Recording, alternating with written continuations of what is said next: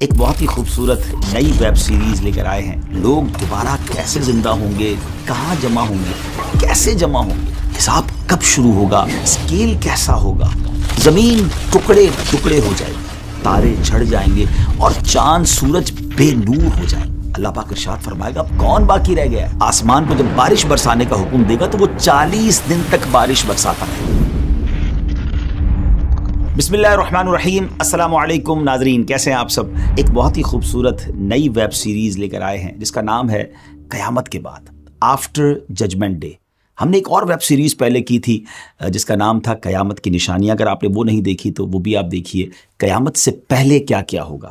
اور ہم بہت کیوریس ہوتے ہیں, بعض اوقات بڑا ہمیں تجسس ہوتا ہے کہ اس دنیا کے فنا ہو جانے کے بعد کیا ہوگا, لوگ دوبارہ کیسے زندہ ہوں گے, کہاں جمع ہوں گے, کیسے جمع ہوں گے, حساب کب شروع ہوگا اور کن لوگوں کا حساب ہوگا, اور کون سے ایسے لوگ ہوں گے جو حساب سے بچ جائیں گے, کون کون اللہ کی بارگاہ میں شفاعت یعنی سفارش کرے گا, میزان یعنی اسکیل کیسا ہوگا, پل صراط یعنی برج آف صراط پر لوگوں کی کیا کنڈیشن ہوگی, کیا کیفیت ہوگی, لواء الحمد کیا ہے, حوض کوثر کیسا حوض ہے, اور بھی بہت کچھ آپ جانیں گے اس ویب سیریز میں. آخرت کے حوالے سے درست عقائد, اور ان درست عقائد کو جاننے اور اپنی اسلامک نالج میں اضافہ کرنے کے لیے اسٹارٹ سے اینڈ تک ہمارے ساتھ آپ شامل رہیے گا. آج اس ویب سیریز کا ہمارا فرسٹ ایپیسوڈ ہے, اور انشاءاللہ جیسا میں نے بتایا کہ آج کے ایپیسوڈ میں ہم جانیں گے کہ جب قیامت قائم ہوگی اور حضرت اسرافیل علیہ السلام کے سور پھونکنے سے یہ دنیا فنا ہو جائے گی, ڈسٹرائے ہو جائے گی, زمین ٹکڑے ٹکڑے ہو جائے گی, تارے جھڑ جائیں گے اور چاند سورج بے نور ہو جائیں گے. پھر ملک الموت, جی ہاں حضرت عزرائیل علیہ السلام جو روح قبض کرنے والے فرشتے ہیں, اللہ تعالیٰ کی بارگاہ میں عرض کریں گے الہی جسے تو نے چاہا اس کے علاوہ سب زمین و آسمان والے فنا ہو چکے ہیں. یعنی چند یوں سمجھیے کہ افراد کے علاوہ باقی دنیا میں سب دنیا سے جا چکے ہوں گے, سب کو موت آ چکی ہوگی. اللہ پاک ارشاد فرمائے گا اب کون باقی رہ گیا ہے, حالانکہ وہ خوب جانتا ہے. ملک الموت عرض کریں گے اے میرے رب تو باقی ہے, عرش اٹھانے والے فرشتے باقی ہیں, اور جبرائیل اور میکائیل اور میں یعنی حضرت اسرائیل کہیں گے میں باقی ہوں. اللہ پاک ارشاد فرمائے گا عرش اٹھانے والے فرشتے فوت ہو جائیں تو وہ بھی فوت ہو جائیں گے. اللہ پاک ارشاد فرمائے گا اب کون باقی ہے, تو ملک الموت علیہ السلام عرض کریں گے اے میرے رب اب تو باقی ہے, اسرافیل اور میں باقی ہوں. پھر رب عز و جل کے حکم سے عرش حضرت اسرافیل علیہ السلام سے سور لے لے گا, اور پھر ارشاد فرمائے گا اسرافیل بھی فوت ہو جائیں تو وہ بھی فوت ہو جائیں گے. اللہ پاک ارشاد فرمائے گا اب کون باقی ہے, ملک الموت علیہ السلام عرض کریں گے اے میرے رب تیری ذات باقی ہے جسے موت نہیں آنی, اے اللہ میں باقی ہوں. اللہ کریم ارشاد فرمائے گا تم بھی میری مخلوقات میں سے ایک مخلوق ہو, میں نے تمہیں جس کام کے لیے بنایا تم نے اسے دیکھ لیا, کیونکہ اب تو کوئی نہیں تھا نا جس کی روح قبض کرنی ہے, تو ارشاد ہوگا اب تم فوت ہو جاؤ. چنانچہ ملک الموت علیہ السلام بھی فوت ہو جائیں گے. اب ایک اکیلا اللہ پاک باقی ہوگا. ناظرین اب رب تعالی سبحان اللہ, اب جو اللہ کی طرف سے ارشاد ہوگا نا, اگر اس کو غور سے سنے تو واقعی وہ گوس بمس یعنی رونگٹے کھڑے کر دیتا ہے. اب دنیا میں کوئی نہیں ہے, صرف رب تعالیٰ کی ذات ہے, اور وہ 3 بار یہ اعلان فرمائے گا, وہ ارشاد فرمائے گا, ایک کوسچن گویا فرمائے گا انا الجبار لمن الملک اليوم, میں جبار ہوں, آج کس کی بادشاہی ہے. مگر nobody there to answer that question, اس دن تو کوئی جواب دینے والا نہیں ہوگا نا. پھر خود رب تعالیٰ جواب ارشاد فرمائے گا, اور کیا فرمائے گا للہ الواحد القہار, ایک اللہ کی بادشاہی ہے جو سب پر غالب ہے. یعنی سب کچھ فنا ہونے والا ہے اور سب کچھ فنا ہو جائے گا. اللہ اکبر. آج لوگ کر و فر اور نما بعض اوقات تو جیتے ایسے جیسے مرنا نہیں ہے, لیکن یہ اعلان بتا رہا ہے کہ کوئی نہیں ہوگا, صرف رب تعالیٰ کی ذات ہوگی. اب کیا ہوگا, سب سے آخر میں جس ہستی کو موت آئے گی وہ مخلوقات کی روح قبض کرنے والے ملک الموت حضرت اسرائیل علیہ السلام ہے. اس کے بعد رب تعالیٰ اس زمین کو دوسری زمین سے بدل دے گا, آسمانوں کو بدل دے گا, اور زمین کو ایسے پھیلا دے گا کہ اس میں اونچا نیچا کوئی ٹیڑھا پن نہیں ہوگا, ٹوٹل اسٹریٹ زمین ہوگی. پھر اللہ پاک کے حکم سے مخلوق اس بدلی ہوئی زمین پر اس طرح آ جائے گی جیسے وہ پہلی والی زمین میں تھی، یعنی جو پہلے زمین میں دفن تھے وہ اس زمین میں دفن ہو جائیں گے، اور جو باہر تھے وہ اس پر بھی باہر رہیں گے، کیونکہ کئی لوگ تو ایسے ہوں گے جن کو دفن نہیں کیا جائے گا، وہ تو قیامت طاری ہو جائے گی، اور جو لوگ دنیا میں لوگ ہوں گے وہ اسی طرح زمین پر پھیلے ہوئے ہوں گے، وہ اس نئی زمین پر آ جائیں گے۔ یہ زمین بالکل اسٹریٹ ہوگی، اور ایسی اسٹریٹ ہوگی کہ زمین کے کونے پر بھی اگر کوئی رائی کا دانہ ہوگا تو وہ نظر آ جائے گا، ٹوٹلی اسٹریٹ زمین ہوگی۔ اب اللہ کریم آسمان کو جب بارش برسانے کا حکم دے گا تو وہ 40 دن تک بارش برساتا رہے گا، یہاں تک کہ مخلوق پر پانی 12 ہاتھ کے برابر بلند ہو جائے گا، اتنا پانی ہو جائے گا۔ پھر اللہ کریم باڈیز کو اگنے کا حکم دے گا۔ کمال دیکھیں، رب کی شان دیکھیں، اب باڈیز جو ہیں وہ سبزیوں کی طرح اگنے لگ جائیں گی، یہاں تک کہ جب ان کے جسم پہلے کی طرح کمپلیٹ ہو جائیں گے تو اللہ پاک کی طرف سے حکم ہوگا کہ میرا عرش اٹھانے والے فرشتے زندہ ہو جائیں۔ وہ تو کن کا مالک ہے نا، وہ تو فرماتا ہے کن ہو جا تو ہو جاتا ہے، وہ فرمائے گا زندہ ہو جائے، تو عرش اٹھانے والے فرشتے زندہ ہو جائیں گے۔ سب سے پہلے دوبارہ زندہ ہونے والوں میں یہی فرشتے ہوں گے۔ پھر حکم الہی سے حضرت اسرافیل سور پکڑیں گے اور اپنے منہ پر رکھ لیں گے، پھر اللہ پاک ارشاد فرمائے گا جبرائیل اور میکائیل زندہ ہو جائیں، تو وہ دونوں بھی زندہ ہو جائیں گے۔ پھر اللہ پاک روحوں کو بلائیں گا تو روحیں حاضر کی جائیں گی۔ سبحان اللہ، اے مسلمانوں آپ کو مبارک ہو، ایمان والو مبارک ہو۔ مسلمانوں کی روحیں نور سے چمک رہی ہوں گی اور باقی روحیں اندھیرے میں ہوں گی۔ اللہ کریم سب روحیں کو سور میں ڈال دے گا، اور پھر حضرت اسرافیل علیہ السلام کو حکم فرمائے گا کہ وہ دوبارہ اٹھنے اور جمع کرنے والی پھونک مارے۔ بس وہ جب پھونک ماریں گے سور میں تو روحیں سور سے شہد کی مکھیوں کی طرح نکل کر زمین و آسمان کے درمیان خلا کو بھر دیں گی۔ پس روحیں زمین کے نیچے اپنی باڈیز کی طرف جائیں گی، اور ناک کے جو ہولز ہوں گے نا، ناک کے سوراخ سے داخل ہو کر جسم میں سرایت کر جائیں گی۔ اس کے بعد حشر برپا ہوگا اور لوگ جمع ہونا شروع ہوں گے۔ ویورز کیسی معلومات ہے، سنتے ہیں تو بعض اوقات عقل حیران ہو جاتی ہے کہ پھر سے وہ لوگ زندہ ہوں گے۔ ذرا غور کریں نا کہ دو نفخوں یعنی دونوں سوروں کے درمیان، یعنی ایک سور وہ جس میں سب کو موت آ جائے گی، اور دوسری سور جس میں دوبارہ زندہ کیا جائے گا، 40 سال کا وقفہ ہوگا۔ خیر وقفہ جتنا بھی ہو، لیکن ذہن میں ایک سوال تو پیدا ہوتا ہے نا کہ یہ ہوگا کیسے کہ اتنا ٹائم پیریڈ گزر گیا ہوگا، باڈیز تو ڈیکمپوز ہو چکی ہوں گی، باڈی کے ٹائنی پارٹیکلز، چھوٹے چھوٹے ذرے زمین کے پارٹیکل کے ساتھ مل چکے ہوں گے، نہ جانے کہاں کہاں پہنچ چکے ہوں گے۔ پھر یہ سب کیسے ہوگا؟ یاد رکھیے کہ انسان کی ہر چیز گل جاتی ہے سوائے عجب الضم کے۔ اب یہ کیا ہے؟ یہ ایک ہڈی کے بارے میں کہا جاتا ہے، اور بروز قیامت اسی ہڈی پر مخلوق کو دوبارہ بنایا جائے گا۔ عجب الضم کے لفظی معنی ہے دم گچھ، عجب کے معنی ہے اصل، اور ضم کا معنی ہے دم۔ اب یہاں کچھ لوگ کہتے ہیں کہ اسپائنل کارڈ، دیکھیں ہماری جو ریڑھ کی ہڈی ہوتی ہے، انسان اسی پر بیٹھتا ہے، یہ باقاعدہ پلر کی حیثیت رکھتی ہے، جیسے دیوار کے لیے بنیاد ہوتی ہے۔ اگر یہاں یہ ہڈی مراد ہے تو حدیث کے معنی پھر یہ بنیں گے کہ یہ ہڈی جلد فنا نہیں ہوتی، اور مٹی 100 سال کے بعد اس کو ڈیکمپوز کرتی یعنی گلاتی ہے۔ اور اگر اس سے مراد ہے اجزائے اصلیہ جو انسان کے جسم کی اصل ہیں تو وہ کبھی نہیں فنا ہوتے، اور یہ ایسے باریک کمپوننٹس، ایسے باریک اجزاء ہیں جو مائکروسکوپ سے بھی دیکھنے میں نہیں آتے۔ عربی میں انہیں اجزائے لا یتجزا یعنی انڈیویزبل کمپوننٹس، یعنی سمجھے کہ یہ ختم نہیں ہوتے، انہیں یہ کہا جاتا ہے۔ انسان چاہے جہاں بھی چلا جائے، جس بھی حالت میں ہو، مگر یہ کمپوننٹس ویسے ہی رہتے ہیں، حتیٰ کہ غذا اور خون میں بھی اجزاء شامل ہوتے ہیں۔ انہی اجزاء سے انسان پہلے بھی بنا تھا اور آئندہ بھی بنے گا۔ دیکھیں نا آج کل ڈی این اے کی بات ہوتی ہے، بالکل مرے ہوئے کتنا سال ہو جاتا ہے، بلکہ اب تو کئی سال پرانے ڈھانچے ملتے ہیں، تو اس کے میڈیکل کے بعد یہ پتہ چل جاتا ہے کہ اس کی عمر کیا تھی، موت کا سبب کیا تھا۔ تو جب اتنی ساری آج سائنس نے ترقی کر لی ہے جو 100 سال 200 سال بعد کے بعد ڈھانچوں پر تحقیق کر لیتی ہے، تو وہ تو خالق کائنات ہے۔ ان اللہ علی کل شیء قدیر۔ نبی پاک علیہ السلام کا ایک اور فرمان سنیے کہ کچے بچے سے لے کر بوڑھے تک ہر ایک کا بروز قیامت حشر ہوگا۔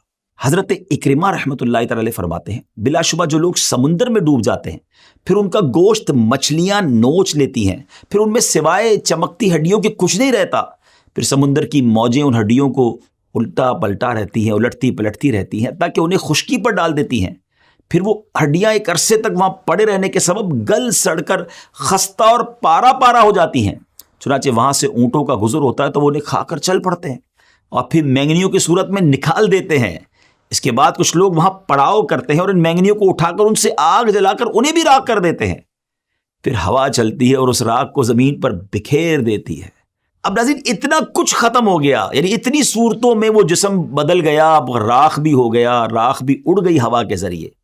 مگر اب کیا ہوگا جب سور پھونکا جائے گا نا، تو یہ راکھ ہو جانے والے لوگ اور قبروں میں دفن لوگ سب نکلیں گے. اللہ سب کو پھر باڈی کی شکل دے گا، ان میں روحیں داخل ہو جائیں گی. حضرت اسرافیل علیہ السلام بیت المقدس کی چٹان پر کھڑے ہو کر یہ اعلان کریں گے، اے گلی سڑی ہڈیوں، ٹکڑے ٹکڑے ہو جانے والی کھالوں اور بکھرے ہوئے بالوں، اللہ پاک تمہیں حکم دیتا ہے فیصلہ کر دینے والے حساب کے لیے جمع ہو جاؤ. اب آئیے ہم کچھ اور آگے چلتے ہیں. اب یہاں ایک اور بات سمجھنی ہے کہ اجسام جیسے دنیا میں تھے نا، ویسے ہی اپنی رنگ اور اوصاف کے ساتھ، کوالٹیز کے ساتھ دوبارہ لوٹائے جائیں گے. یعنی بے شک ہزاروں سال ہو گئے قبر میں، لیکن جب وہ اٹھیں گے تو رنگ و نسل بھی وہی ہوگی، ان کے اوصاف بھی وہی ہوں گے. اور قبروں سے اٹھانے کے بعد جو سور پھونکا جائے گا نا، وہ کافی طویل آواز ہوگی. اس سور کا ابتدائی حصہ لوگوں کو زندہ کرنے کے لیے ہوگا اور بعد والا حصہ انہیں قبروں سے نکالنے کے لیے ہوگا. چنانچہ سور کا وہ حصہ جو انہیں زندہ کرنے کے لیے ہوگا اسے تو وہ نہیں سن سکیں گے، البتہ سور کا وہ حصہ جو انہیں قبروں سے نکالنے کے لیے ہوگا وہ اسے سنیں گے، لسن کریں گے. روایت میں آتا ہے کہ قیامت کے دن لوگ اپنی اپنی قبروں سے بغیر لباس کے، ننگے پاؤں اور بغیر ختنہ کیے ہوئے اٹھیں گے. someone will be no foot, someone will be on foot, someone will be on ride. کوئی پیدل ہوگا، کوئی سواری پر ہوگا، کوئی سواری پر اکیلا ہوگا، کسی پر 3، 4 یا 10 افراد بھی ہوں گے. جو نان بلیور ہوں گے، غیر مسلمین ہوں گے، انہیں تو میدان محشر لے جانے کے لیے کسی کو ملائکہ گھسیٹ کر لے جائیں گے اور کچھ لوگوں کو آگ جمع کرے گی. حدیث پاک کے مطابق نبی کریم علیہ السلام نے اپنے دستے مبارک سے ایک بار بڑا کمال کا اشارہ فرمایا. نبی پاک نے ملک شام کی طرف اشارہ کر کے فرمایا کہ تمہارا حشر وہاں ہوگا. اور اسی طرح ایک روایت میں آتا ہے کہ بلا شبہ تمہارا حشر بیت المقدس میں ہوگا. تو ان حدیثوں سے یہ پتہ چلتا ہے کہ جو محشر کا میدان سجایا جائے گا نا، وہ بیت المقدس کے قریب، یہ پورا ملک شام ہے نا، اب اس کی بائفرکیشن اب آج کل ہو گئی ہے، لیکن یوں سمجھ لیجئے کہ بیت المقدس کے قریب جو ہے یہ پورا میدان محشر سجایا جائے گا. بروز محشر کی زمین کیسی ہموار ہوگی، کتنی پلین اینڈ اسٹریٹ ہوگی. جیسے میں نے بتایا کہ رائی کا ایک دانہ بھی کونے پہ رکھا ہوگا تو وہ دوسرے کنارے سے دکھائی دے گا. مگر ایک اور امیزنگ بات ہے کہ اس دن جو زمین ہوگی نا، وہ ہماری طرح راک کی یا مٹی کی نہیں ہوگی، کاپر کی ہوگی، تانبے کی ہوگی. اللہ اکبر. اور سورج آج کتنا دور ہے؟ ایک تحقیق کے مطابق 93 ملین مائلز اوے ہے. جی ہاں، 9 کروڑ 30 لاکھ مائلز. اور اس دن 1 میل کی مسافت ہوگا. آپ امیجن تو کریں گرمی کا عالم کیا ہوگا، یہ کیسے بیئربل کیسے ہوگا. تو ذرا غور کیجئے کہ اتنا ڈسٹنس، 93 ملین مائل کا ڈسٹنس کے باوجود بھی سورج کی پشت ہماری طرف ہے. لیکن جب کبھی گرمیوں میں ہمارا چہرہ اس کے سامنے آ جائے اور گرمی کا موسم ہو تو گھر سے باہر نکلنا دشوار ہو جاتا ہے. اس وقت 1 میل کے فاصلے پر ہوگا اور اس کی پشت نہیں، اس کا منہ ہماری طرف ہوگا. ہم سوچ بھی نہیں سکتے گرمی کا عالم کیا ہوگا. اور آج زمین مٹی کی ہے، اس کے باوجود ہم دھوپ میں ننگے پیر زمین پر کھڑے نہیں رہ سکتے. اس وقت کاپر کی زمین ہوگی، سورج اتنا قریب ہوگا تو وہ ہیٹ کتنی ہوگی، وہ ٹیمپریچر کتنا ہوگا. اور اس گرمی اور اس حالت میں سویٹنگ، پسینہ اس کثرت سے نکلے گا. اب ذرا غور کیجئے گا کہ ہم دیکھیں نا کسی زمین پر پانی ڈالیں تو وہ ایبزارب کر لیتی ہے، مگر ایک لمٹ تک ایبزارب ہوتا ہے، پھر وہ پانی اوپر آنا شروع ہو جاتا ہے. بتایا گیا اتنا پسینہ نکلے گا کہ پہلے 70 گز زمین اس پسینے کو ایبزارب کر لے گی، مگر اس کے بعد زمین میں اب یہ صلاحیت نہیں رہے گی کہ وہ کچھ اور مزید جذب کر سکے، ایبزارب کر سکے. اب وہ پسینہ زمین پر اوپر کی طرف چڑھنا شروع ہوگا. اور روایتوں میں آتا ہے کسی کے ٹخنوں تک اس کا پسینہ ہوگا، کسی کی نیز یعنی گھٹنوں تک پسینہ ہوگا، اور کسی کی کمر تک پسینہ ہوگا، کسی کے سینے تک، اور کوئی گلے تک پسینے میں ڈوبا ہوگا. اللہ اکبر. اور کافروں کے بارے میں آتا ہے، غیر مسلموں کے بارے میں آتا ہے کہ منہ تک چڑھ کر لگام کی طرح اس کا پسینہ جکڑ لے گا، جس میں وہ ڈبکیاں کھا رہا ہوگا. اور پیاس کا عالم کیا ہوگا، تھرسٹ کا عالم کیا ہوگا. آج جون جولائی کی گرمی میں پانی پی پی کے تھک جاتے ہیں، پھر بھی پیاس نہیں بجھتی، مگر قیامت کے دن حالت یہ ہوگی کہ بعضوں کی زبانیں منہ سے باہر نکل آئیں گی، دل ابل کر گلے کو آ جائیں گے. العطش العطش، ہائے پیاس کی صدائیں بلند ہو رہی ہوں گی. ویورز، یہاں ایک بات بڑی اہم ہے کہ تمام تکالیف اور پریشانیاں اپنے اپنے اعمال کے مطابق ہوں گی. ہاں، جس نے چاندی سونے کی زکوٰۃ نہ دی ہوگی، اس مال کو خوب گرم کر کے اس کی کروٹ، پیشانی اور پیٹھ داغی جائے گی. جیسے جانوروں کی زکوٰۃ نہ دی ہوگی اس کے جانور قیامت کے دن خوب تیار ہو کر آئیں گے اور اس شخص کو وہاں لٹائیں گے اور اپنے سینگوں سے مارتے اور پاؤں سے رونتے ہوئے اس پر گزریں گے. جب اسی طرح سب گزر جائیں گے پھر ادھر سے واپس آ کر یوں ہی اس پر گزریں گے. یہ جانور اسی طرح کرتے رہیں گے اس وقت تک جب تک حساب ختم نہ ہو جائے. یہ تمام تکالیف اور پریشانیاں اپنے اپنے اعمال کے مطابق ہوں گی. جو اللہ کے نیک بندے ہوں گے ان کے لیے اتنا دن بھاری نہیں ہوگا. حضرت ابن مسعود رضی اللہ تعالیٰ بیان کرتے ہیں بروز قیامت لوگوں کو جمع کیا جائے گا اس قدر بھوکے ہوں گے کہ پہلے کبھی اتنے بھوکے نہ تھے. ایسے بے لباس ہوں گے کہ اس سے پہلے کبھی ایسے بے لباس نہ ہوئے. ایسے پیاسے ہوں گے کہ اس سے پہلے کبھی ایسے پیاسے نہ ہوئے. ایسے تھکے ہارے ہوں گے کہ اس سے پہلے کبھی ایسے تھکے ہوئے نہ ہوں گے.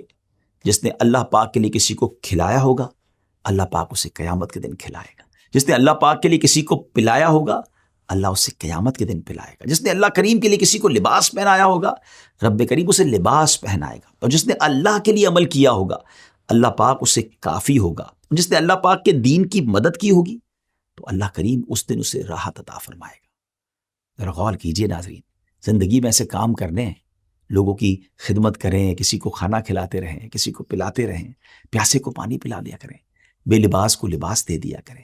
کیا معلوم یہ نیکیاں قیامت کے دن ایسے کام آ جائیں کہ ہمیں وہاں اللہ کی نعمتیں مل جائیں، ہم اس تکلیف سے بچ جائیں. اگر آپ چاہتے ہیں کہ آپ کو ریفرنسز بھی مل جائیں کہ کچھ باتیں قرآن سے ہوئی ہیں، کچھ احادیث سے ہوئی ہیں، کچھ بزرگان دین کے اقوال ہیں، تو آپ ڈسکرپشن میں وہ ہمارے ریفرنسز بھی لے لیجئے گا. اور ناظرین، جس طرح میں نے بتایا آپ کو کہ ہماری ایک بہت خوبصورت ویب سیریز قیامت کی نشانیاں جس کو ملینز آف لوگوں نے دیکھا، اگر آپ اسے بھی دیکھنا چاہتے ہیں تو بہتر ہوگا کہ آپ اس کو بھی دیکھیں. قیامت سے پہلے کیا ہوگا بڑی ڈیٹیل میں ہم نے کئی ایپیسوڈز میں اسے بیان کیا ہے، تو اس کا لنک بھی آپ کو ڈسکرپشن میں مل جائے گا. ناظرین، باتیں بہت ساری کرنی ہے آپ سے، لیکن معاملہ بھی تو بہت بڑا ہے نا. قیامت کیسے طاری ہوگی اور پھر اس دن لوگوں کے ساتھ معاملات کیا ہوں گے، یہ تو ابھی پہلی ایپیسوڈ ہے نا. اگلے ایپیسوڈ میں ہم یہ معلوم کریں گے کہ مختلف لوگ محشر میں جب آئیں گے تو ان کی کیفیات کیا ہوں گی، کنڈیشنز کیا ہوں گی. بڑی امیزنگ باتیں ہیں اس میں، اور یہ بھی جانیں گے کہ کن کن حالتوں میں لوگ اللہ کی بارگاہ میں پیش ہوں گے. ہمیں اجازت دیجیے، اگلی ایپیسوڈ میں پھر ملاقات ہوگی. فی امان اللہ. السلام علیکم ورحمۃ اللہ وبرکاتہ.